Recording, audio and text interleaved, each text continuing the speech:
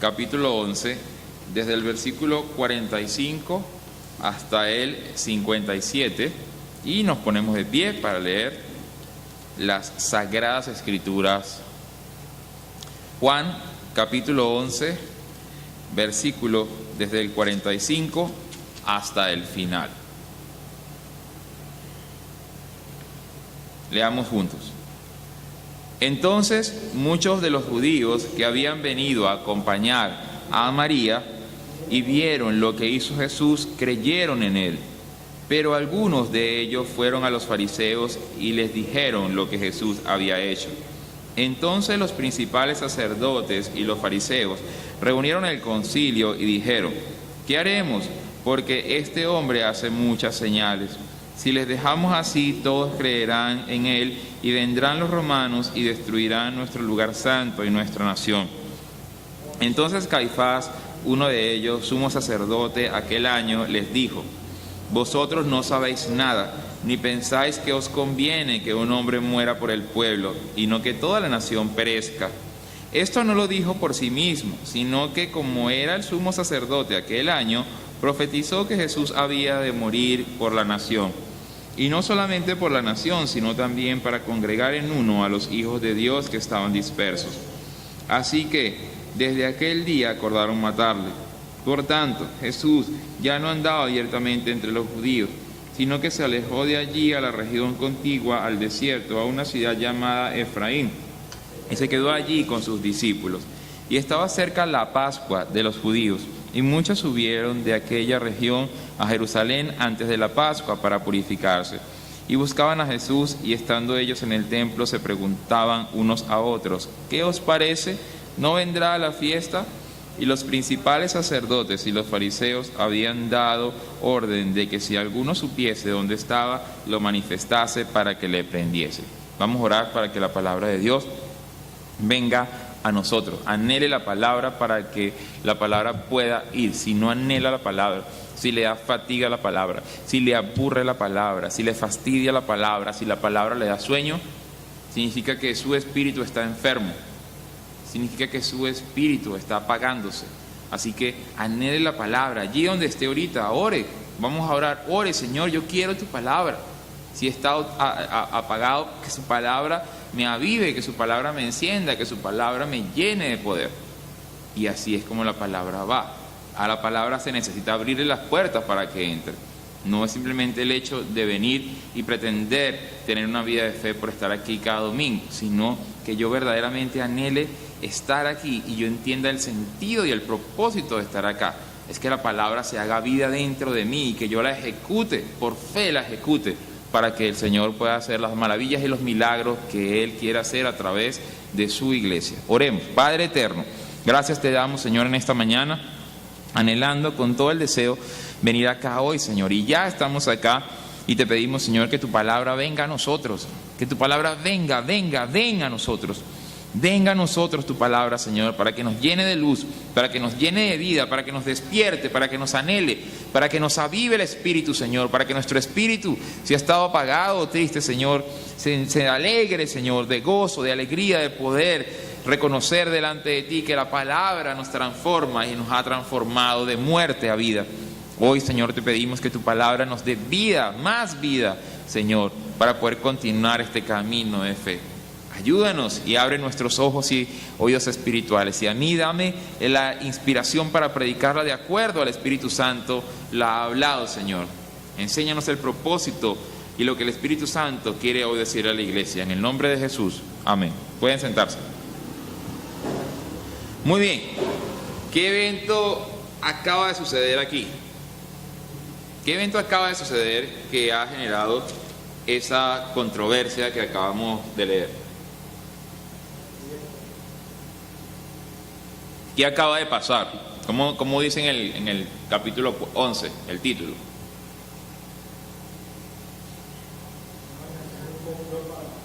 No. En el capítulo 11, ¿cómo dice? Muerte de Lázaro. Muerte de Lázaro. Después dice el siguiente título que escribieron allí los de Reina Valera: Jesús llora ante la tumba de Lázaro. Y luego dice el siguiente título: Resurrección de Lázaro. ¿Cuál es el fenómeno que acaba de suceder. ¿La muerte de Lázaro? No. ¿Que Jesús llorara frente a la tumba de Lázaro? No. Lo que acaba de suceder, que nunca había sucedido antes, era que un muerto podrido, hediondo, de 4 días, resucitase de entre los muertos. Eso va a crear controversia, eso va a crear disolución, eso va a crear discusiones, eso va a crear separaciones, eso va a alborotar a todo el pueblo de los judíos. Fíjense cómo comienza el pasaje que acabamos de leer. Y entonces muchos de los judíos que habían venido para acompañar a María y vieron lo que hizo Jesús, creyeron en él. ¿Qué fue lo que creyeron? ¿Qué fue lo que esta gente está creyendo? La gente está allí viendo el poder, se están viendo a Lázaro de pie, vivo, cuando hace 4 días estaba enfermo y murió, tiene 4 días muerto, y están viendo a Lázaro de pie. Imagínense la sorpresa, ¿no? Definitivamente estas personas dijeron, sí, él es el Mesías anunciado en las Escrituras. Él es. Pero hay otro grupo de personas que está viendo la misma escena, también está presente allí, viendo a Lázaro de pie, vivo, hablando como si nada, y ¿qué deciden hacer? En el siguiente versículo dice, pero algunos de ellos fueron a los fariseos y les dijeron lo que Jesús había hecho. Pregunto, ¿será que estos que fueron a los fariseos fueron de buena fe? A decirle, queremos contarte lo lindo que acaba de suceder. ¿O será que fueron en son de chisme, de contienda? Claro, fueron en cuestión de chisme, a decirle, mira, ahí está un tipo que levantó a Lázaro, ¿entiendes? Cada vez que ustedes vean eso en la Biblia, cada vez que fueron y le dijeron a los fariseos, no es que están yendo a los fariseos a contarle qué lindo a los fariseos para que crean, no, le están acusando, porque todo el mundo sabía que Jesús y los fariseos tenían encontronazos. De hecho, en el pasaje un poquito más adelante, dice, creo que en el versículo 56 dice, y buscaban a Jesús y estando ellos en el 57, y los principales sacerdotes y los fariseos habían dado orden de que si alguno supiese dónde estaba, se los dijera, ¿no? O sea que ya ellos estaban acostumbrados a que estos fariseos estaban siempre buscando a Jesús, porque no estaban de acuerdo con la enseñanza de Jesús. Todo esto que acabamos nosotros de leer ahorita, ¿no? Todo esto que acaba de pasar, que es lo que en donde vamos a navegar un poquito, tiene que enseñarnos algo a nosotros, tiene que mostrarnos algo a nosotros. No es simplemente tratar de comprender el pasaje, es entender que lo que yo comprenda tiene que ver para mi vida y tiene que hacer un cambio en mi vida. Porque fíjense que estas personas que están viendo a Jesús, que están viendo lo que acaba de suceder, pero deciden ir, ¿qué es lo que ellos no quieren que pase? ¿Qué es lo que estas personas no quieren? Estas personas que fueron a donde los fariseos, ¿qué es lo que no quieren que pase? Lo mismo a lo que están teniendo los fariseos. ¿Cuál es el temor de los fariseos? Miren lo que pasó en el 47.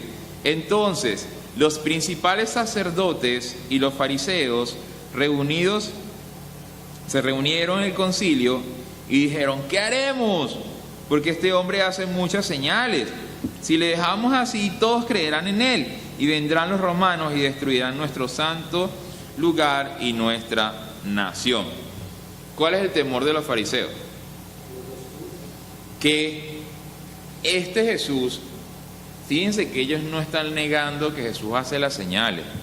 Qué cosa tan increíble. Qué cosa tan increíble. Ellos no están negando que Jesús hace señales. Por el contrario, están diciendo, este tipo hace ¿qué? Muchas señales. Y no son señales de tránsito, no es que está parado allí como se para el fiscal de tránsito, pase, dele. No, está haciendo señales milagrosas. Y no solamente señales milagrosas, sino señales que estaban anunciadas en las profecías. Él está dando cumplimiento y los fariseos conocen las Escrituras. Pero el temor de los fariseos es que la institución que ellos han creado, el respeto que ellos se han ganado delante del pueblo de Israel, eso se termine. Ese es el temor que ellos tienen, porque ellos fundamentaron una religión, ellos crearon su religión, y ellos a su religión le agregaron no solamente los mandamientos escritos en la ley, sino que además le agregaron sus propias tradiciones y llenaron su religión de tradiciones. Ahora tenemos una religión judía conformada por los mandamientos de Moisés y llena de tradiciones que están haciendo que los judíos piensen que lo correcto es vivir de tal o de cual manera. Imagínense, el pueblo judío, que ha sido un pueblo guiado por Dios, enseñado por Dios, llevado por Dios desde el mismo día en que Dios, ¿saben desde cuándo está tratando Dios con este pueblo? Desde el mismo día en que lo sacó de Egipto, ha estado Dios tratando con este pueblo, y lo ha estado guiando, y lo ha estado enseñando, y lo ha estado formando, dándole forma. Como se amasa una obra de arte, así ha estado Dios con el pueblo de Israel, dándole forma y amasajeándolo para que tenga la forma perfecta, para que de ahí venga el Salvador, para que de ahí venga su Hijo, para que de allí venga el Cristo. Imagínense lo importante. Mire, para nuestra época hay celulares, televisores, Netflix, cine, tanta entretenimiento hasta el cansancio. Si ustedes lo analizan un poquito, lo que se está llevando por delante del mundo es que es el entretenimiento. Saquen la cuenta, si tienen hijos van a darse cuenta rápidamente. Para los que estamos más maduritos, digamos, nosotros jugábamos, nosotros salíamos a la calle, salíamos en patineta, salíamos en bicicleta, salíamos a jugar perinola, salíamos a jugar metra, nosotros salíamos y nos relacionábamos los unos con los otros. Pero hoy día no. Hoy día los chamos están esclavos de un aparato, y no solamente los chamos, pero digamos hablo de los chamos que están formando sus mentes, ¿no? Están esclavos de aparatos que los tienen allí con los ojos pegados a una pantalla, ¿no?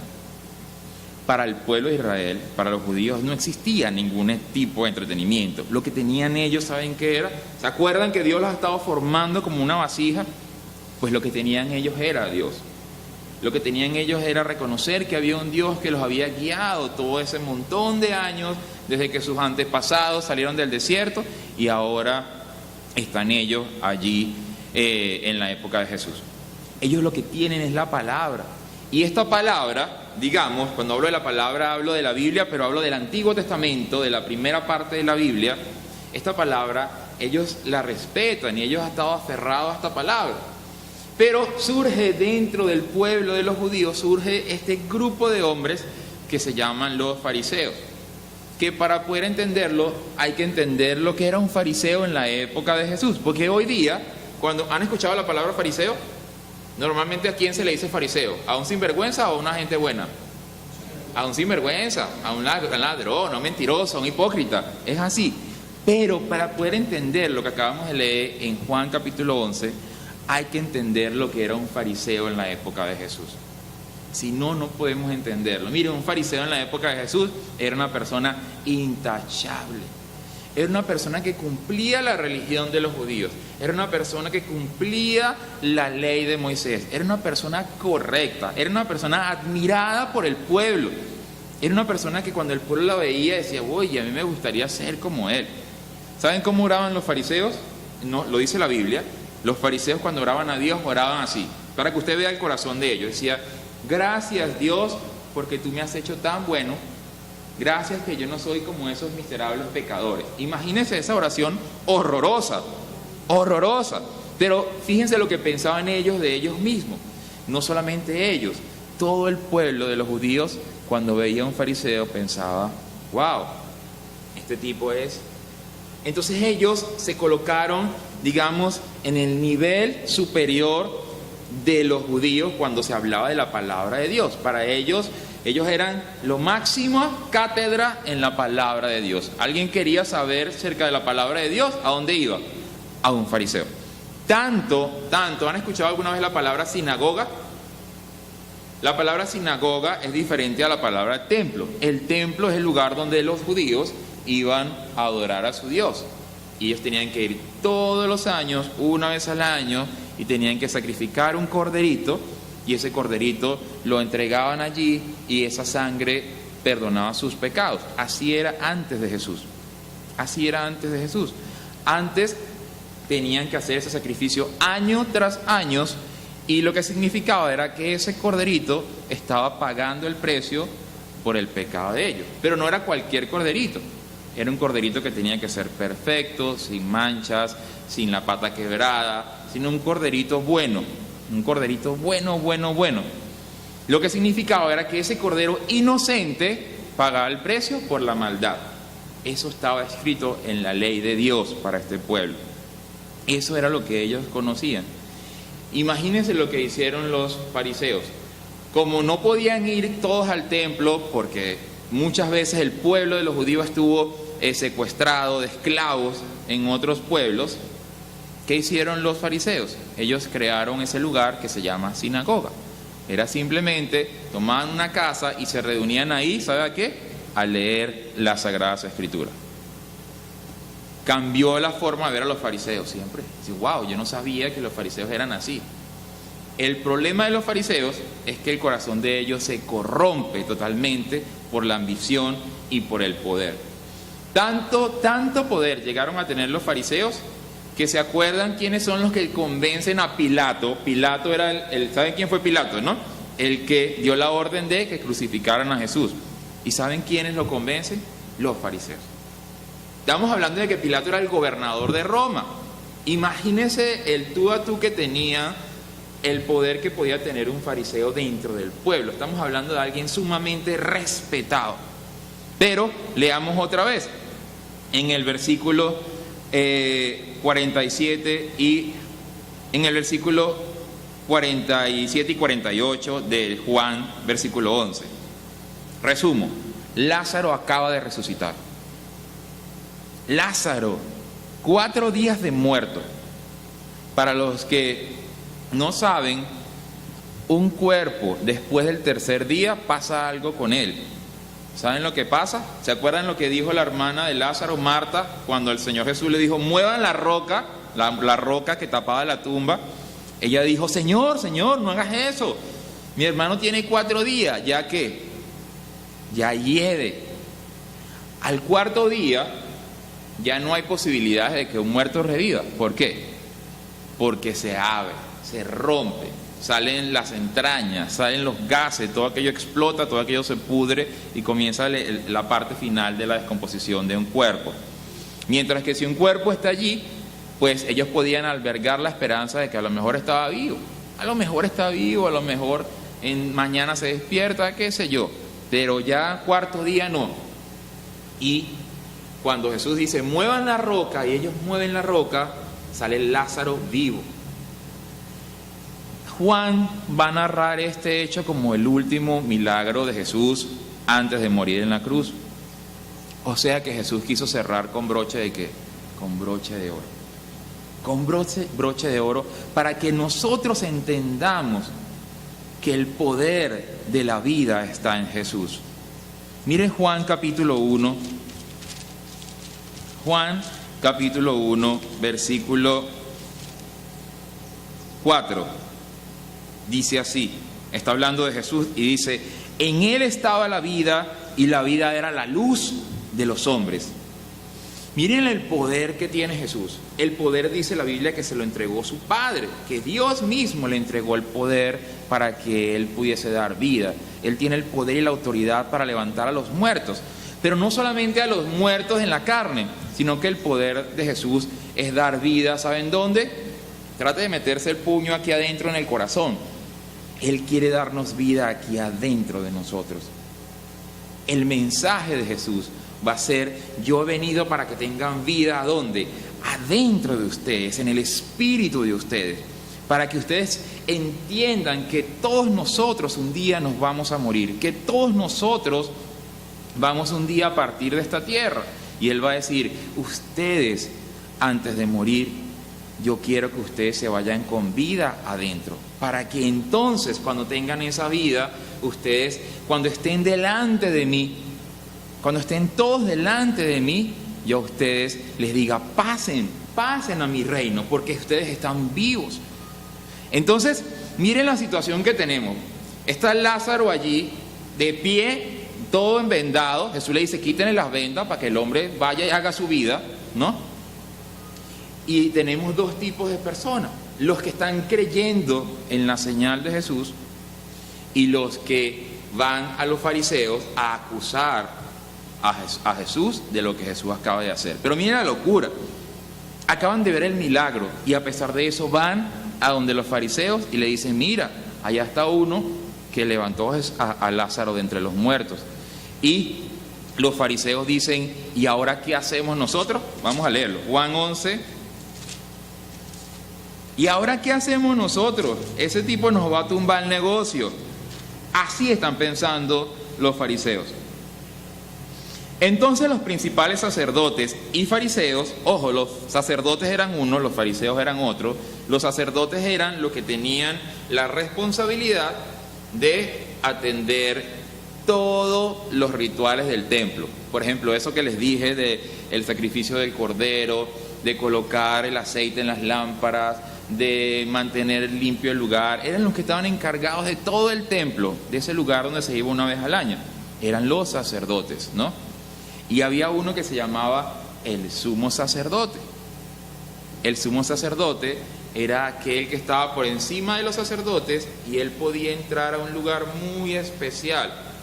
Rápidamente les digo, el templo estaba dividido en dos habitaciones. Una habitación era separada de otra habitación por una cortina, como esa cortina azul que está allí, o como esta. Y en la primera parte solamente podían entrar los sacerdotes y allí preparaban el ritual, el incienso, todas las cosas que se hacían por mandamiento de Dios, ojo, en la ley.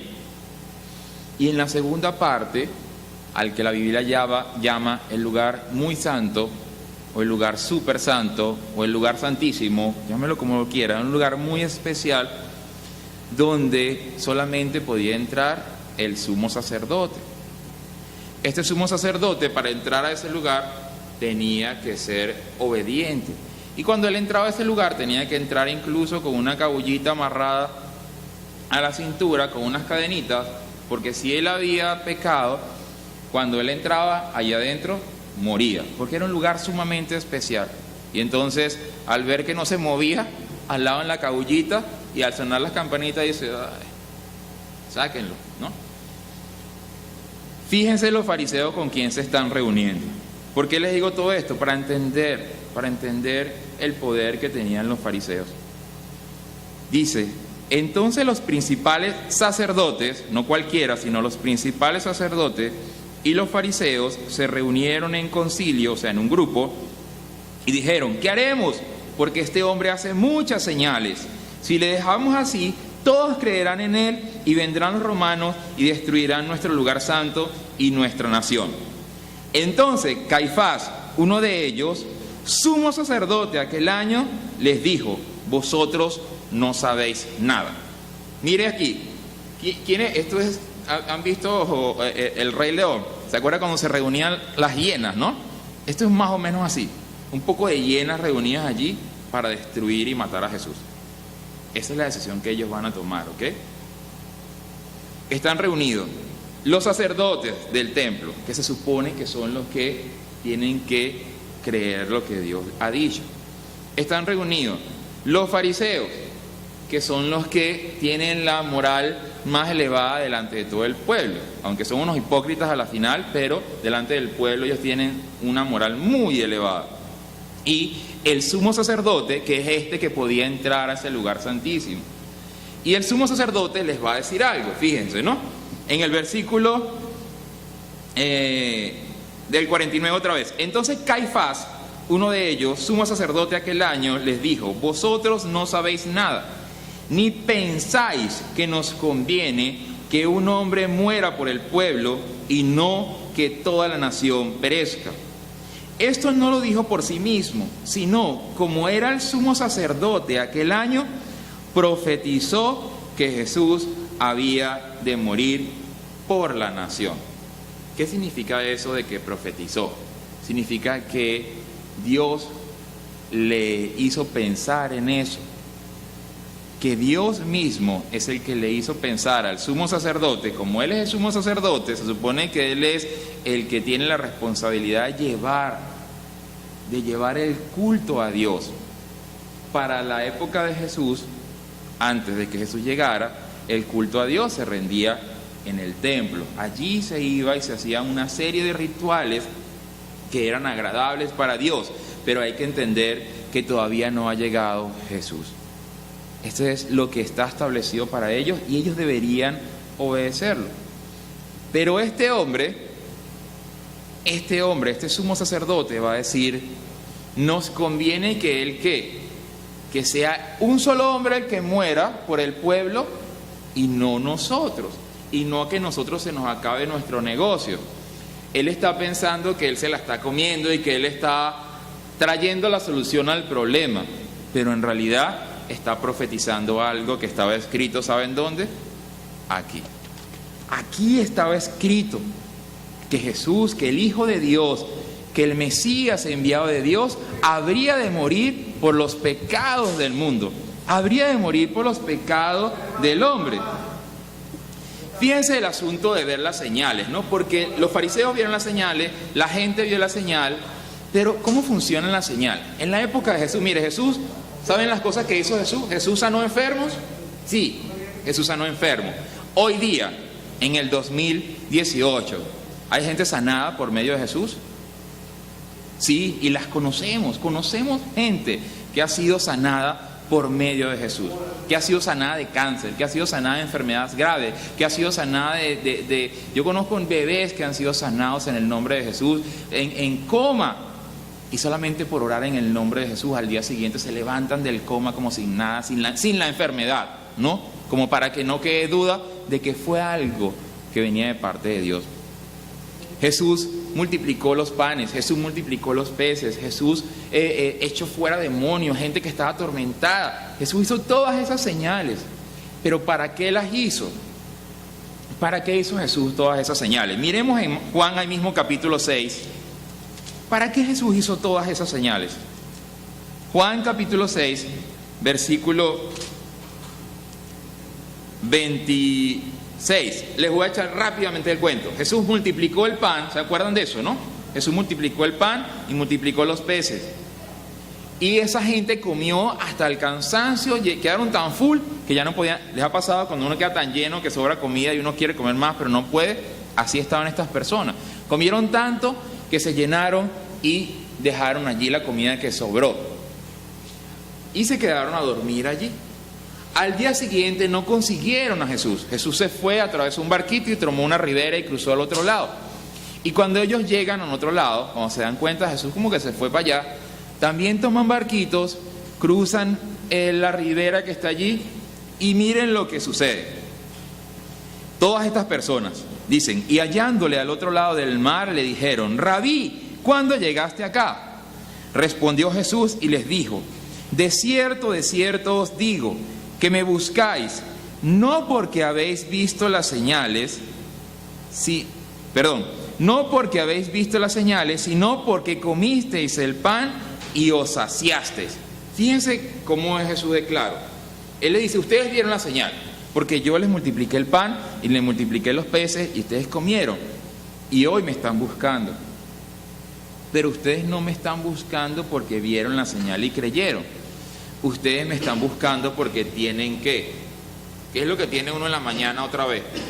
Hambre. Ustedes me están buscando porque tienen hambre.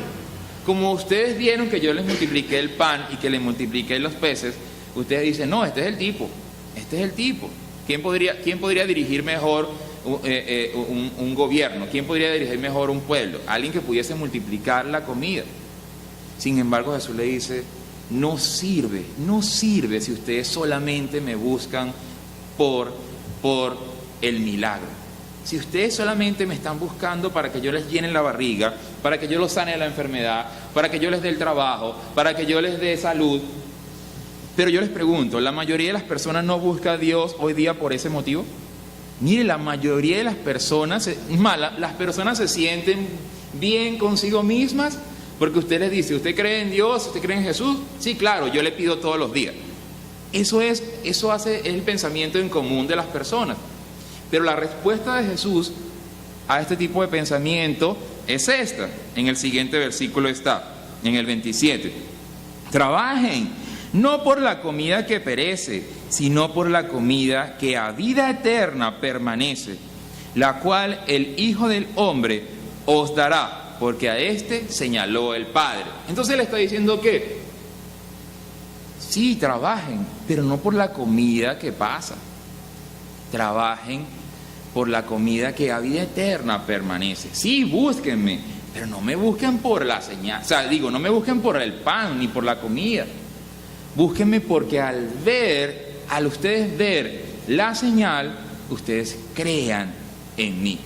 La prédica de hoy se llama Vea la señal, por aquí dice, vea la señal y crea en Jesús. El propósito de ver la señal, ¿saben cuál es? Creer en Jesús. El propósito de ver el poder de Él es ¿cuál? Creer en Jesús.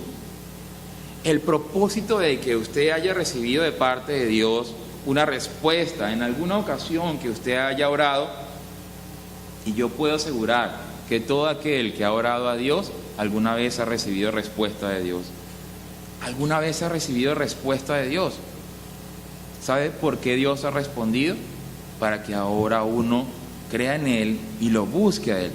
Crea en Él y lo busque a Él. Ese es el propósito de ver la señal. Ese es el propósito de Jesús levantar a Lázaro de entre los muertos, de hacer una señal que nadie había hecho nunca, de hacer algo tan gigante que va a ser el último milagro que va a narrar Juan, el que escribió el Evangelio de Juan, para que todos los que creen en Él, dice la Biblia, no se pierdan, sino que tengan vida eterna. Entiendan cómo habla la Biblia. De tal manera amó Dios al mundo que ha dado a su Hijo unigénito, para que todo aquel que en Él cree no se pierda, sino que tenga vida eterna. O sea que Jesús no está realmente interesado en llenar la barriga de la gente. Jesús está interesado en llenar ¿qué de la gente? El espíritu de la gente. Jesús está interesado en que nosotros tengamos vida aquí adentro. Eso es imposible si no pasa algo. Miren la profecía, ¿no? En el pasaje que acabamos de leer, en Juan capítulo 11, dice así. En el versículo, ellos comenzaron a buscar a Jesús, ¿no? Después de que Jesús hace eso, Jesús se esconde, Jesús se aparta de ellos, porque sabe que lo están buscando. Pero ¿será que Jesús tenía miedo de los fariseos? ¿Será que Jesús le tenía miedo a la gente? Jesús, el Hijo de Dios, el que vino de parte de Dios, ¿será que le tenía miedo a la gente? Porque aquí dice, miren, el versículo 54, desde el 53. Así que, desde aquel día acordaron matarle. ¿Quiénes acordaron matar? Imagínense este día, ¿no? Por eso les dije que pensar en unas hienas reunidas ahí tomando una decisión todas maquiavélicas. Imagínense ellos, el sumo sacerdote, el que tenía el deber de cuidar el templo, los principales sacerdotes que tenían todo el deber de ordenar el culto, los rituales que se hacían para Dios, porque eran para Dios, y los fariseos, los que supuestamente estaban guiando al pueblo en las sinagogas, decidieron que matar a Jesús. ¿Entienden el tamaño de lo que significó la resurrección de Lázaro? ¿Entienden la bomba que fue esto? Ellos dijeron, no, este tipo hace demasiadas señales. ¿Qué hacemos? Matemos. ¿Usted entiende la maldad que hay allí? Matémoslo, porque si no lo matamos, mucha gente va a creer en él y se nos va a echar a perder el negocio que nosotros tenemos. Se nos va a echar a perder porque la gente ya no va a seguir a quiénes, a nosotros. Ya la gente no nos va a seguir a nosotros, sino que lo va a seguir a él, porque nadie había hecho algo como lo que hizo Jesús con Lázaro. En el 54 dice, por tanto, Jesús ya no andaba abiertamente entre los judíos, o sea, dejó de andar en las plazas, en los lugares, dejó de andar allí delante de todo el mundo, sino que se alejó de allí a la región contigua, al desierto, a una ciudad llamada Efraín, y se quedó allí con sus discípulos. Y estaba cerca la Pascua de los judíos, y muchos subieron de aquella región a Jerusalén antes de la Pascua para purificarse. Miren todo lo que está pasando acá, ¿no? Los fariseos y los sumos sacerdotes deciden, y el sumo sacerdote deciden matar a Jesús. Busquen a Jesús y el que me lo consiga avísenme dónde está para matarlo. Jesús se aparta y se esconde. Pero luego nosotros ya sabemos la historia. Cuando Jesús lo buscan, Jesús ya no se esconde. De hecho, Jesús va a orar a un lugar donde sabían que oraba y lo van a buscar allí. ¿Se acuerdan que estaba orando con los discípulos, llegó Judas, le dio un beso y todo el cuento que nosotros pues sabemos? ¿Por qué Jesús se aparta en este tiempo? ¿Por qué Jesús se aparta? Miren por qué. La clave está en el versículo 55. Y estaba cerca la Pascua de los judíos. ¿Han escuchado alguna vez esta palabra? La Pascua. Tristemente, la mayoría de las personas, cuando se le dice la Pascua, ¿en qué piensa? ¿En qué animal piensa? En un conejo. Miren lo que hace el enemigo, ¿no? El enemigo, el mundo, la corriente del mundo siempre va a tratar de tomar la palabra de Dios y ¿cómo es? ¿Quién me ayuda? Gracias. Va a tomarla, entiende que ese es el propósito. ¿Usted entiende que hoy día la gente se burla de Dios? Hay gente que se burla de Jesús, pero sabe que la mayoría de esas personas ni siquiera se ha detenido a ver qué dice la Biblia, sino simplemente porque es lo que oyeron. ¿Qué es la Pascua? La Pascua es algo que sucedió. ¿Han escuchado hablar de las 10 plagas de Egipto? Todo el mundo ha escuchado hablar de las 10 plagas de Egipto. Fue cuando el pueblo de Egipto cuando el pueblo de Israel, que estaba preso en Egipto como esclavo, fue sacado de allí. ¿Se acuerdan por medio de quién? Por medio de Moisés, sacado de allí. Y Dios, pues como el corazón de Faraón era tan duro, Dios fue enviando plagas para someter el corazón de Faraón, para que Faraón viera el poder de Dios y entonces dejara salir a este pueblo. Pues envió, no sé si se acuerdan de todas las plagas. Una convirtió el agua en sangre, luego hubo zancudos y moscas, otra plaga era úlceras, otra plaga era granizo que se convertía en fuego, otra plaga fue tinieblas, y así otra plaga fueron ranas, así hasta llegar a la 10ª plaga.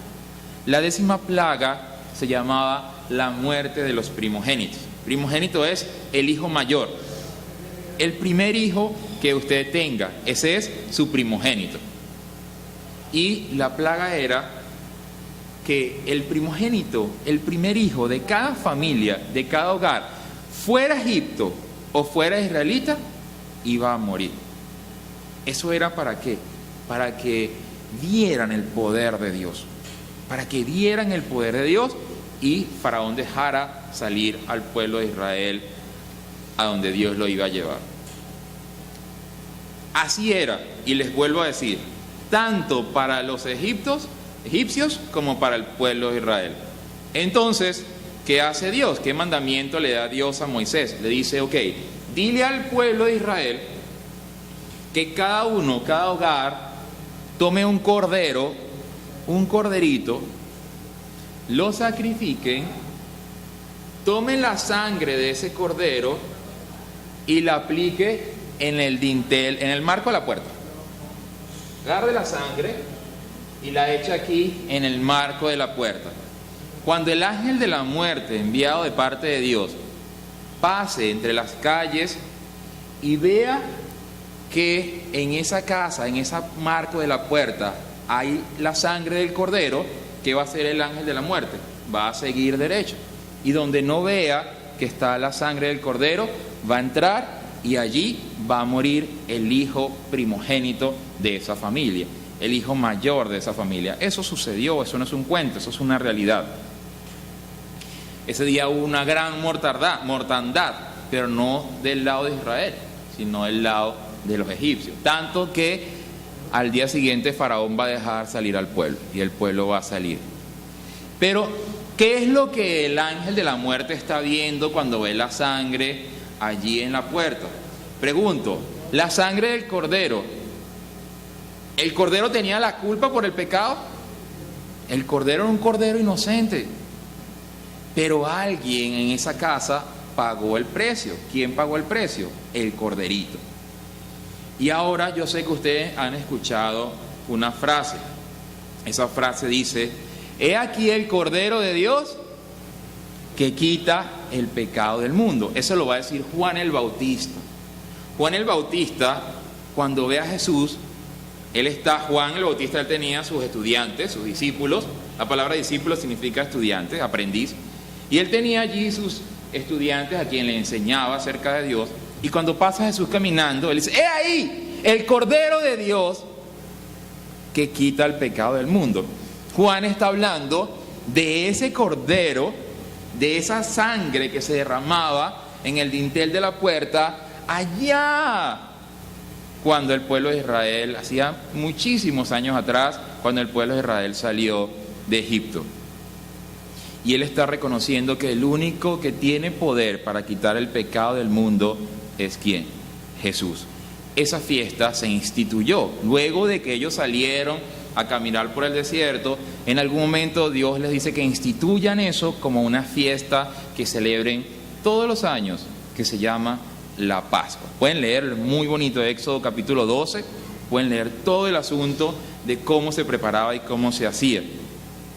Esa fiesta era una fiesta para los judíos, porque Jesús está esperando, escondiéndose un tiempo, porque Él sabe algo. Miremos 1 Corintios, capítulo 5, versículo 7. 1 Corintios, capítulo 5, versículo 7. Dice, limpiaos pues de la vieja levadura, para que seáis nueva masa, sin levadura como sois. Porque nuestra Pascua, que es ¿quién? Que es Cristo, ya fue sacrificada por nosotros. Esto lo está diciendo el apóstol Pablo ya años después de que Jesús incluso murió en la cruz y resucitó y se fue al cielo. Y él está reconociendo también que el Cordero era ¿quién? Jesús. Fíjense lo que está en el Antiguo Testamento. Siempre cuando lea la Biblia, entiéndala de esta manera. El Antiguo Testamento está dando profecías acerca de aquel que Dios va a enviar. Por ejemplo, este Cordero, del cual se derramaba la sangre para el perdón de los pecados, para que el ángel de la muerte no matara al primogénito de la casa, estaba hablando realmente ¿de quién? De Cristo. Estaba hablando de Cristo, solamente que ellos no lo sabían. Ellos están obedeciendo lo que le está diciendo Dios, pero ellos no lo saben. Pero Juan sí lo sabe. Años después, cuando Juan está allí y ve a Jesús, otra vez profetiza que he aquí el Cordero de Dios. Ese es el que va a quitar los pecados del mundo.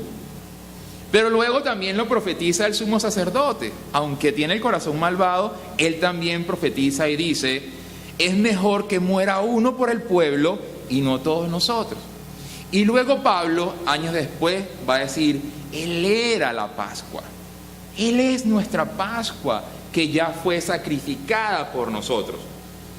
¿Nosotros dónde estamos? Nosotros estamos del lado de Pablo, porque ya Jesús fue ¿qué? Ya Jesús fue sacrificado. Ya Jesús murió en la cruz. Ya la sangre de Jesús brotó de su cuerpo. ¿Usted entiende cómo funciona el amor de Dios? Mire, dice así en Juan 3:16, de tal manera amó Dios al mundo, o sea que Dios ya Dios amó al mundo, ¿no? De tal manera amó Dios al mundo que ha dado a su Hijo unigénito. ¿Cómo hizo Dios? ¿Cómo hizo Dios para amar a este mundo? ¿A quién entregó? No solamente a su Hijo mayor, sino a su ¿qué? A su único. Unigénito significa único hijo, o sea, no hay más, uno solo. Y lo entregó para que todo aquel que en él cree no se pierda. Pero fíjense cómo dice, de tal manera amó, o sea, ya Dios amó. Pero hoy día los seres humanos estamos esperando que Dios ame, esperando que Dios haga algo. El asunto es que ya Dios hizo algo. Ya Dios sacrificó la Pascua. Ya Dios sacrificó el Cordero inmolado. Ya lo inmoló. ¿A quién le gusta aquí los espaguetis? ¿Alguien tiene familia italiana acá? ¿O a quién le gustan los espaguetis? Levanten la mano. A nadie, a mí me encantan. Bueno, pero han hecho espaguetis alguna vez en su vida, ¿cierto? Cuando el espagueti se hace, cuando está lista la pasta, ¿qué hace uno con la pasta? Uno la va y la echa en el colador. Y luego que uno tiene la pasta dentro del colador, ¿qué hace con el colador? Uno lo zarandea para que salga ¿qué? Toda el agua. ¿Entiende lo que está haciendo Dios con su propio Hijo? Lo está ¿qué? Lo está sacudiendo para que salga de él ¿qué? Toda la sangre. Toda. Para que nuestros pecados puedan ser perdonados. ¿Entiende el amor de Dios cómo funciona? Entender que ya Dios hizo algo maravilloso. Hizo algo maravilloso para que Él llevara el peso de nuestra culpa, el peso de nuestra maldad, el peso de nuestros pecados, para que nosotros podamos tener vida eterna. Por eso Jesús le dijo, oiga, trabajen, pero no trabajen por el pan y el pescado, trabajen por el pan que a vida eterna permanece, el cual el Padre les ha dado. Y inmediatamente va a decir algo, yo soy el pan de vida eterna. Cuando ustedes han orado alguna vez el Padre Nuestro, nosotros cuando empezamos acá el servicio siempre lo oramos, porque Jesús dijo, órenlo. Él dijo, oren el Padre Nuestro, órenlo, y oren así. Padre nuestro que estás en los cielos, santificado sea tu nombre, venga a nosotros tu reino. Y luego dice ¿qué? Y luego dice ¿qué? Y luego dice ¿qué? Danos hoy el pan nuestro de cada día. ¿Entiende de qué está hablando? La mayoría de las personas piensan en cuál pan. Y cuando yo abro la despensa, allá hay harina pan. Y cuando abro la nevera, hay pollo y carne. Pero, ¿será que está hablando de eso? No, ¿cómo va a estar hablando de eso? Lea Juan capítulo 6 cuando llega a su casa completo. Y usted se va a dar cuenta rápidamente que Él está diciendo, el pan de vida eterna soy yo. Cuando ora el Padre Nuestro, órelo. Pero entienda que usted lo que le está pidiendo a Dios es que Jesús venga a mi vida. No el Jesús de la religión. No el Jesús que querían implantar, que quiere implantar la religión, que está fundamentado en normas, en bases, en tradiciones. Los mismos fariseos crearon tradiciones que no estaban en la Biblia, que no estaban en las Escrituras, que se las inventaron ellos. El Dios, el Jesús del que habla la Biblia, es un Jesús lleno de amor y de misericordia, tanto que ¿sabe lo que hace? Señales, todavía las hace hoy, para que nosotros lo busquemos, para que al ver la señal nosotros creamos en el poder que Él tiene y nosotros lo busquemos, pero lo busquemos por el propósito correcto, no por la señal que hace. No por la señal que hace. ¿Sabes cómo debe empezar tu oración en la mañana? No, Señor, yo te pido por mi casa, por mi familia, por mi papá, por mi salud, por mi trabajo. Yo no digo que esté mal, pero ¿sabes cómo debe empezar toda oración? Yo te doy gracias por tu Hijo Jesús, por haber enviado a Jesús a este mundo, por haberlo colgado en una cruz, por haberlo sacrificado, porque Él era el Cordero inocente que no tenía pecado. Y tú por amor a mí, fíjense, porque ya llega un momento en la vida de todo ser humano que está buscando de Dios, llega un momento donde deja de orar en plural y comienza a orar en singular, donde ya este asunto no tiene que ver ni con mi mamá, ni mi papá, ni mi hermano, ni mi esposa, ni mi hijo, ya tiene que ver es conmigo, con Dios y conmigo. Yo soy el que quiere, yo soy el que lo necesita, yo soy el que necesita esa vida eterna. Yo soy el que quiere que cuando parta de este lugar, yo parta para vida eterna y no que nos perdamos. Miren, Juan capítulo 18, Juan capítulo 13, primero leamos el 13. Juan capítulo 13, versículo 1. ¿Se acuerdan que Jesús se escondió, no? Jesús se escondió y se escondió Jesús, no se ve por ahí. Y la gente empezó a preguntar, ¿será que va a venir a la fiesta? Está hablando de la Pascua. ¿Será que va a venir? Porque Jesús se la pasaba. Jesús se la pasaba de fiesta en fiesta porque aprovechaba ¿para qué? Para hablar, ¿no? Juan capítulo 13, versículo 1, dice, antes de la fiesta de la Pascua, sabiendo Jesús que su hora había llegado para que pasase de este mundo al Padre, como había amado a los suyos que estaban en el mundo, los amó hasta el fin. Leo otra vez, nos interesa el principio. Antes de la fiesta de la Pascua, sabiendo Jesús que había llegado, ¿qué? Su hora. ¿Por qué Jesús se escondió por un tiempito? Porque él sabía que él era ¿qué? La Pascua.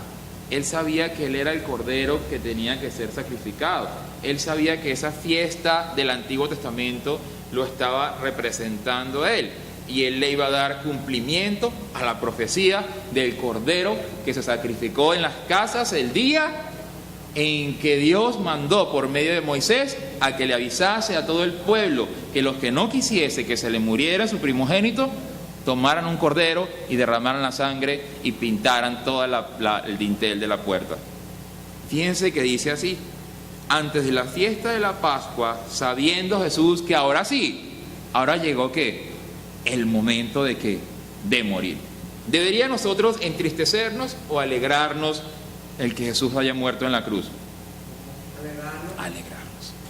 Alegrarnos como la mayor alegría de su vida. Por eso toda oración debe comenzar: gracias Dios por haber enviado a tu Hijo a este mundo, y gracias por haber derramado su sangre, porque por medio de su sangre yo tengo ¿qué? Salvación eterna. ¿No es que Él pagó el precio por mi pecado? ¿Sabe cómo se llama eso? Fe. Eso es fe. Por eso venimos nosotros a este lugar. No hay otro propósito. Nosotros venimos a este lugar para darle gracias por la obra que Él hizo en la cruz. No para buscarlo por el pan y por los peces. Aunque Él es tan bueno que Él dice que quien lo busque a Él, Él lo va a ¿qué? Él lo va a colocar en su mano. Dice así: yo lo voy a colocar en mi mano y nadie le va a hacer daño. Y allí lo voy a tener y allí lo voy a cuidar. Así lo dice la Biblia. Ahora mire Juan capítulo 18, versículo 39. No estamos adelantando, está Jesús allí delante de Pilato. Juan capítulo 18, versículo 39 dice: pero vosotros tenéis la costumbre de que os suelte uno en la Pascua. ¿Se dan cuenta qué día fue el día? Eso es lo que usted va a aprender hoy acá, ¿no? Que el día que Jesús murió era el día de ¿qué? Era la Pascua. Pero ya sabe qué es la Pascua, no es el conejito con los huevos que dicen por allí. La Pascua es eso que sucedió, esa última plaga que sucedió por allá en el pueblo de los egipcios. Y dice así, ¿no? Pero vosotros tenéis la costumbre de que os suelte uno en la Pascua. ¿Queréis que suelte al rey de los judíos? ¿A qué está jugando Pilato? Pilato está jugando a la misericordia del pueblo, ¿no?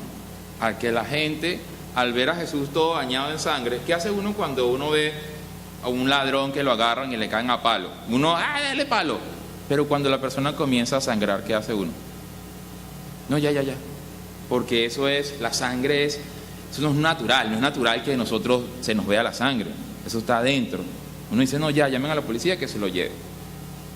De hecho, uno sabe que los límites o los márgenes de la digamos, de un pueblo están muy, muy altos, en el sentido malo, cuando agarran y linchan a alguien, porque ya la gente no tiene ni misericordia, ¿entiende? Porque siempre hay un punto donde uno dice, no, ya, misericordia, ya está el hombre sangrando.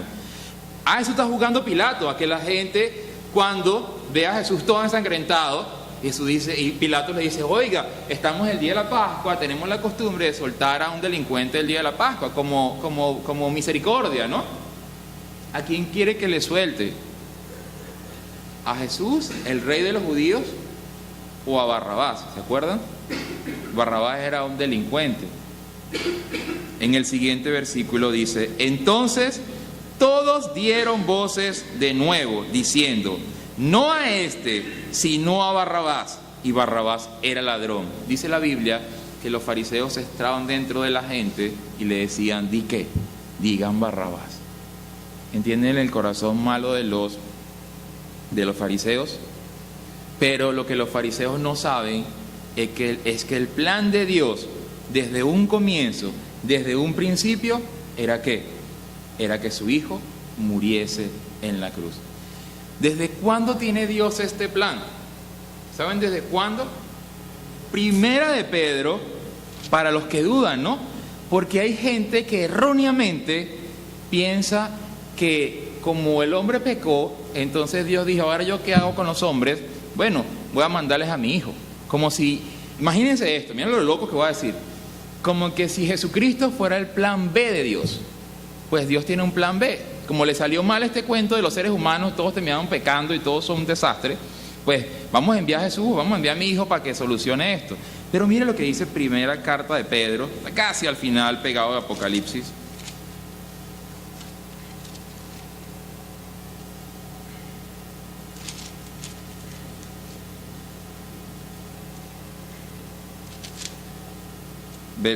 Capítulo 1, versículo desde el 18, dice, sabiendo que fuisteis rescatados de vuestra vana manera de vivir, la cual recibisteis de vuestros padres, no con cosas corruptibles como oro o plata, o sea, no con cosas, no con dinero, sino que fuisteis rescatados con la sangre preciosa de Cristo, como de un cordero sin mancha y sin contaminación, ya destinado, ¿desde cuándo? Desde antes de la fundación del mundo, pero manifestado en los postreros tiempos por amor de vosotros. ¿Fue el plan de Dios que su Hijo muriera en la cruz como un cordero inmolado? Sí. ¿Desde cuándo? ¿Desde que el hombre pecó? Allí no dice eso. Desde antes de la fundación del mundo. Nosotros tontamente a veces pensamos que a Dios se le escapa algo de la mano. ¿Ustedes piensan que a Dios, el que creó los cielos y la tierra, se le puede escapar algo de la mano? Él es Dios. A Él no se le escapa nada. Él lo único deseo que tiene es que todos los seres humanos volteen la mirada al cielo y las rodillas ¿a dónde? A tierra. Y le digan que perdona mis pecados por medio de la sangre de tu Hijo. ¿Entiende? Fuiste rescatados. ¿De qué fuimos rescatados? Para que todo aquel que en Él cree no se pierda, sino que tenga vida eterna. ¿De qué fuimos rescatados? ¿Con qué, perdón? ¿Con qué fuimos rescatados? Con la sangre preciosa de Cristo, como de un cordero sin mancha y sin contaminación. Tenemos a Jesús delante de Pilato y al lado tenemos a Barrabás, un malo y ladrón. Si nosotros tuviésemos que tomar una posición, ¿cuál sería? Pues la de Cristo o la de Barrabás. Está fácil, ¿no? La de Barrabás, porque los seres humanos somos no solamente ladrones, somos mentirosos, malos, estafadores. Pare de contar todo lo que los seres humanos somos. ¿Quién está siendo rescatado? ¿Jesús o Barrabás? ¿A quién eligió el pueblo? ¿A quién le dieron libertad? ¿Quién pagó el precio que tenía que pagar Barrabás? Cristo. ¿Entiende que nosotros somos quién? Barrabás. ¿Entiende?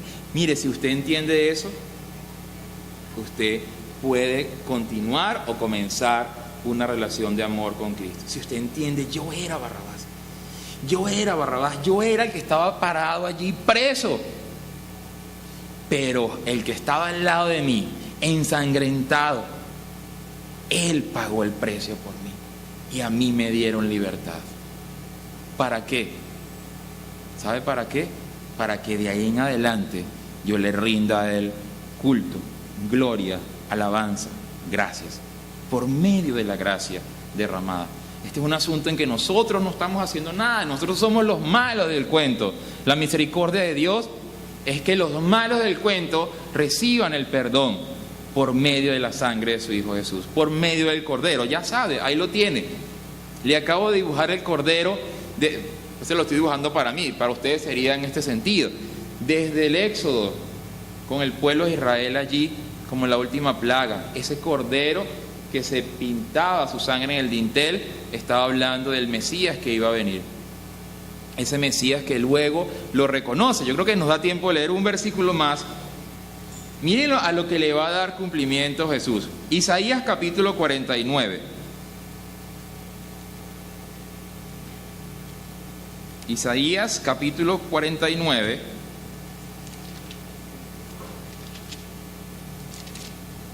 Miren la profecía que estaba escrito 750 años antes de que llegase Jesús. El profeta Isaías vivió 450 años. Isaías 49, desde el versículo 5, y ahí un poquito adelante. Ahora pues, dice Jehová, el que me formó desde el vientre para ser su siervo, para hacer volver a él a Jacob y para congregarle a Israel, porque estimado seré en los ojos de Jehová y el Dios mío será mi fuerza. Dice, poco es para mí que tú seas mi siervo para levantar las tribus de Jacob y para que restaures el remanente de Israel. También te di por luz de las naciones, para que seas mi salvación hasta lo postrero de la tierra. Así ha dicho Jehová, Redentor de Israel, el santo suyo, al menospreciado del alma, al abominado de las naciones, al siervo de los tiranos. ¿De quién está hablando? ¿Entienden que está hablando de Jesús? El menospreciado, el abandonado. Él, a ese. Verán los reyes y se levantarán príncipes y adorarán por Jehová, porque fiel es el Santo de Israel, el cual te escogió. Así dijo Jehová, en tiempo aceptable te oí, y en el día de salvación te ayudé, y te guardaré, y te daré por pacto al pueblo, para que restaures la tierra, para que heredes asoladas heredades, para que digas a los presos, salid, y los que estáis en tinieblas, mostraos, en los caminos serán apacentados, y en todas las alturas tendrán sus pastos. No tendrán hambre ni sed, ni el calor ni el sol los fatigará, porque el que tiene de ellos misericordia los guiará y los conducirá a manantiales de aguas. ¿De quién está hablando? Está hablando de Jesús, el menospreciado, el abandonado de los pueblos. A ese los reyes lo van a ver. Mire el salmo que leímos hoy nosotros. Dice, el Salmo 2,